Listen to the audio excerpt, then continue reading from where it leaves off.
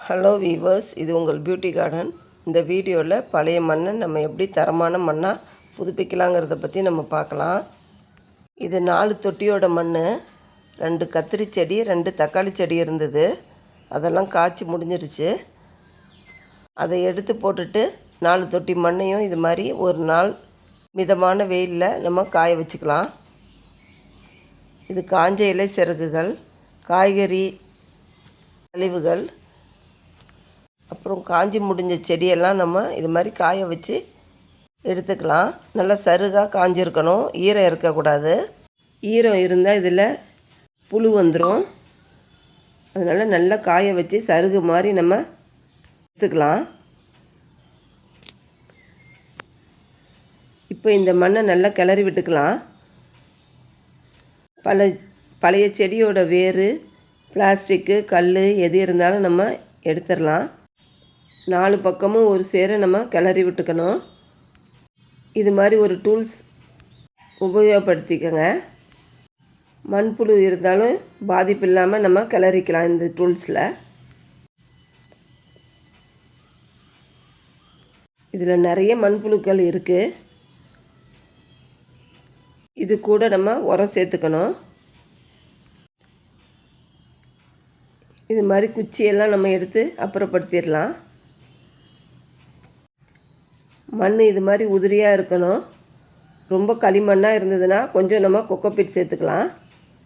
உதிரியாக இருக்கிறதுனால நான் அதை சேர்க்கலை.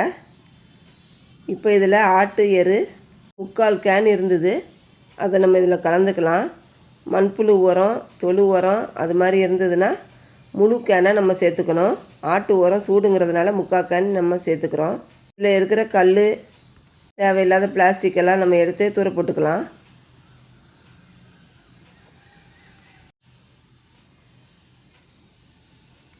கனமான குச்சிகள் இருந்தாலும் நம்ம எடுத்து தூர போட்டுக்கணும்.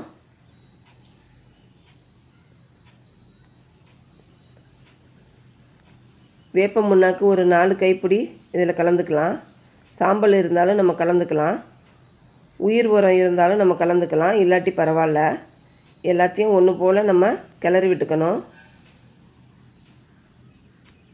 எரு எல்லா பக்கமும் படர்ற மாதிரி நம்ம கலந்து விட்டுக்கணும்.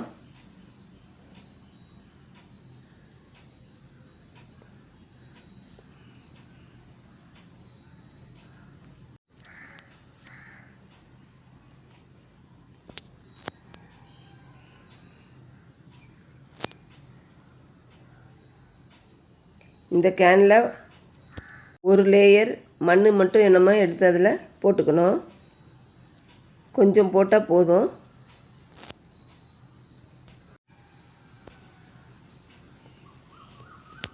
இந்த அளவு இருந்தால் போதும்.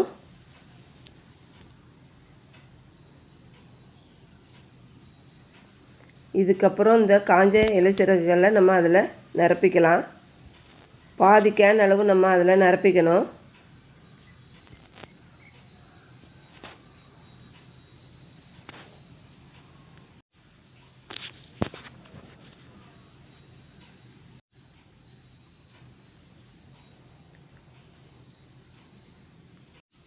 நல்லா அமுக்கி விட்டுக்கணும்.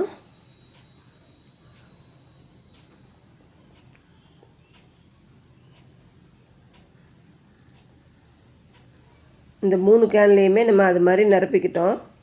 இப்போ இந்த மண் கலவையை எடுத்து அதில் போட்டுக்கணும். ஃபுல் கேன் வர மாதிரி நம்ம அதில் போட்டுக்கலாம். 15 நாளுக்குள்ளேயே நம்ம இந்த காய்கறி கழிவு வந்து நம்மளுக்கு உரமாக வந்துடும். 15 நாளைக்கு அப்புறம் நம்ம செடி எடுத்து இதில் நடவு செஞ்சுக்கலாம். நம்மளுக்கு காய்கறி அறுவடையும் நல்லா கிடைக்கும்.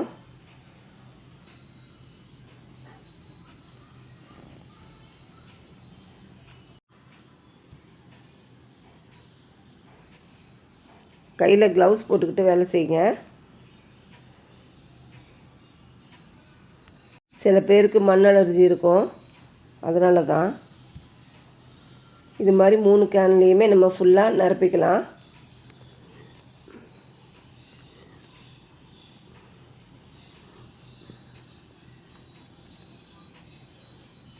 இப்போ ஒரு மக்கில் 3 ஸ்பூன் எப்சம் சால்ட் போட்டுக்கலாம். இந்த மக்கு நிறைய நம்ம தண்ணியை நிரப்பிக்கிட்டு இதில் கலந்துக்கலாம்.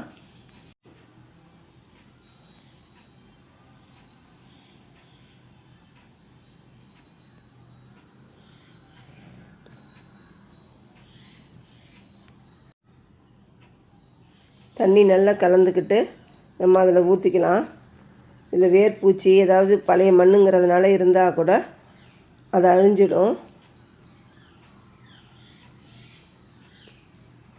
ஒரு நாள் விட்டு ஒரு நாள் நம்ம மீன் அமிலமோ இல்லை பஞ்சகாவியாவோ இல்லை புளிச்ச மோரோ ஏதாவது ஒன்று நம்ம அதில் தண்ணியில் கலந்துக்கிட்டு ஊற்றிக்கிட்டே வரணும்.